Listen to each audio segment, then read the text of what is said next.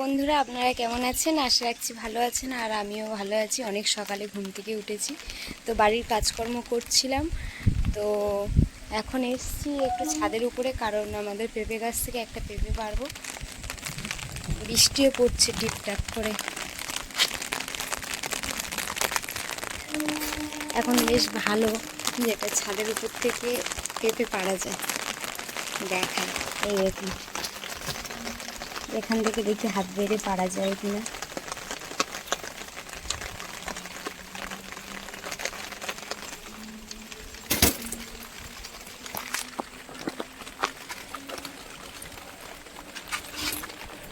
যাবে হাত।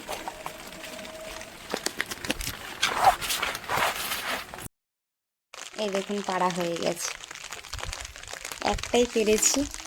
আর পেঁপেটা আজকে রান্না করবো না, ভাবছি ভাতে দেবো।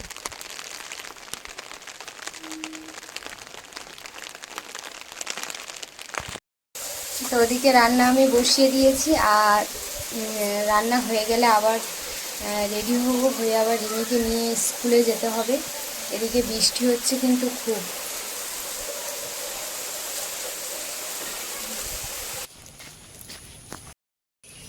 রান্না বান্না করার পরে কিন্তু স্নান করে একটু মন্দিরে গেছিলাম, যেহেতু আজকে সোমবার। আর আমি শ্রাবণ মাসে সোমবার কিন্তু নিরামিষই খাই, তো ওই জন্য একটু মন্দিরে গেছিলাম, ঠাকুরের মাথায় জল দিয়েছি। তারপরে কিন্তু বেরিয়ে এসেছি, স্কুলে যাচ্ছি রিমিকে নিয়ে। আর হাঁটতে হাঁটতে যাচ্ছি। আর হচ্ছে কি, স্কুলে ওকে দিয়ে আজকে চলে আসব। এসে আমার যেতে হবে এক জায়গায় বলতে,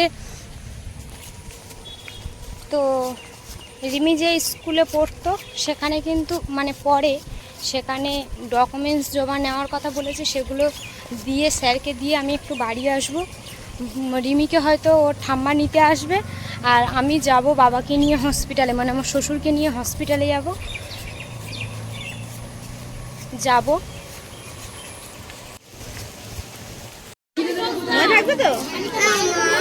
রিমিকে দিয়ে বাড়ির কাছাকাছি চলে এসেছি। আর কখনো বৃষ্টি আসছে, আবার কখনো কমে যাচ্ছে। যাই হোক, এতটা কষ্ট হয়ে যাচ্ছে না, দৌড়াদৌড়ি হচ্ছে প্রচুর।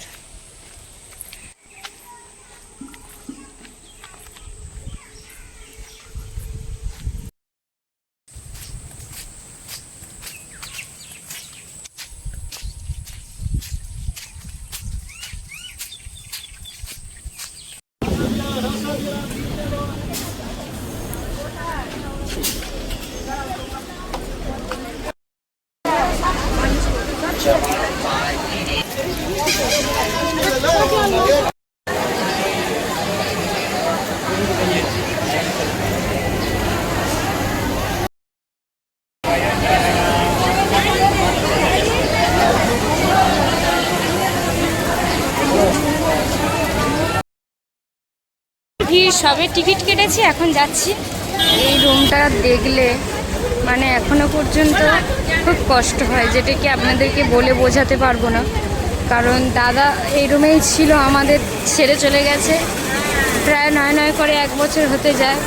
তো এই হসপিটালে এলে আমার কিন্তু খুব কষ্ট হয়, যেটা আপনাদেরকে বলে বোঝাতে পারবো না। ওই জন্য এই হসপিটালে খুবই কম আসি। আজ বাবাকে নিয়ে এসেছি বাবার স্কিনের প্রবলেমের জন্য। যাই হোক, যতটা তাড়াতাড়ি পারি চেষ্টা করছি বাড়িতে চলে যাওয়ার, কারণ এখানে চোখের সামনে দেখলে যেন নিজের থেকে এতটা কষ্ট হচ্ছে, আপনাদেরকে বলে বোঝাতে পারবো না।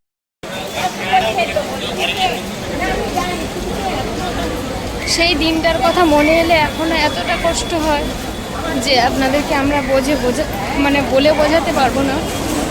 যাই হোক,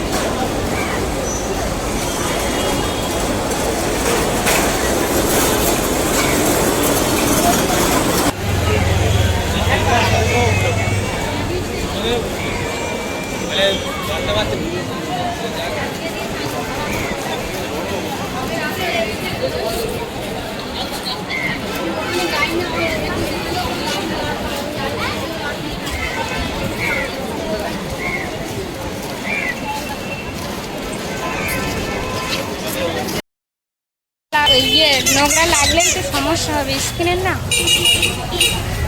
যাই হোক, এখন আমরা বাড়ি চলে যাচ্ছি।